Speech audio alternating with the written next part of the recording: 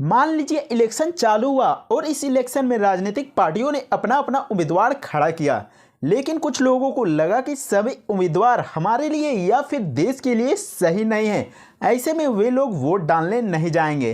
तो आपको बता दें कि अगर आपको कोई भी उम्मीदवार पसंद ना हो और आप चाहते हैं कि हम किसी को वोट ना दें, तो ऐसे में आप भी वोट देने के लिए मतदान केंद्र में जा सकते हैं। मतदान केंद्र में जाने के बाद आप नोटा बटन को दबाकर वोट दे सकते हैं। लेकिन बहुत सारे लोगों को तो मालूम नहीं होगा कि आखिर नोटा बटन क्या होता है और इसमें अगर हम वोट डालते हैं तो इससे हमें क्या फ़ायदा होता है।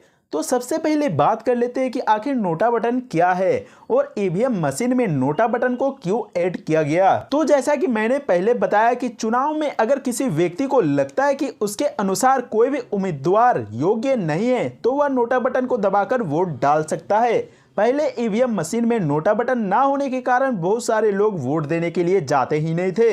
लेकिन अब वैसे व्यक्ति भी वोट देने के लिए जा सकते हैं जिसे कोई भी उम्मीदवार को वोट नहीं देना हो। चुनाव आयोग और नागरिक अधिकार संगठन peoples union for civil liberties ने नोटा को समर्थन करते हुए सुप्रीम कोर्ट को एक जनहित याचिका दाखिल कराई, जिसके बाद साल 2013 में न्यायालय ने मतदाताओं को नोटा का विकल्प देने का निर्णय किया। इस प्रकार ईवीएम में एक नया विकल्प शामिल किया गया जिसे नोटा के नाम से जानते हैं।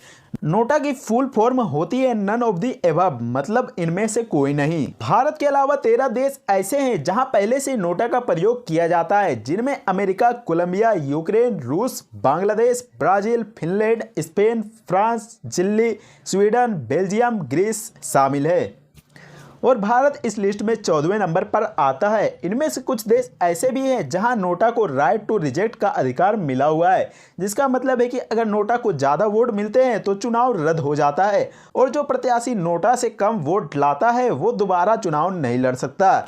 लेकिन भारत में इसी नोटा को सबसे ज्यादा वोट मिलते हैं तो क्या होगा? क्या ऐसा होने पर चुनाव रद्द कर दिया जाएगा या फिर दोबारा चुनाव होगा? तो आपकी जानकारी के लिए बता दें कि भारत में नोटा को राइट टू रिजेक्ट का अधिकार प्राप्त नहीं है, जिसका मतलब यह है कि मान लीजिए नोटा को 99 वोट मिले और किसी भी प्रत्याशी को एक वोट भी मिल जाता है तो एक वोट वाला प्रत्याशी विजय माना जाएगा।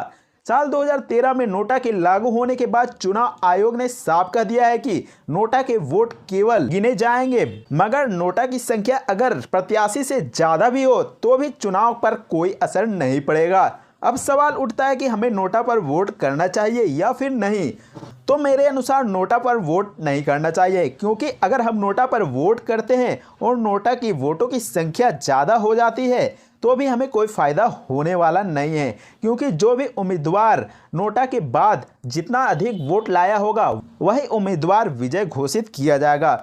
तो अगर आप अपना वोट नोटा पर करते हैं तो आपका वोट वेस्ट चला जाएगा, आपको भी फायदा होने वाला नहीं है। तो ऐसे में आप नोटा बटन को भूलकर भी नहीं दबाएं। आपको जो भी उम्मीदवार लगता है कि थोड़ा मोड़ा देश के लिए कुछ करेगा, आपकी भलाई के बारे में करेगा, आप उसे वोट दे सकते हैं। तो अगर आपको यह जानकारी और वीडियो पसंद आती है तो वीडियो को लाइक कीजिएगा, चैनल को सब्सक्राइब कीजिएगा। मिलते हैं नेक्स्ट वीडियो में, तब तक के लिए जय हिंद, वंदे मातरम।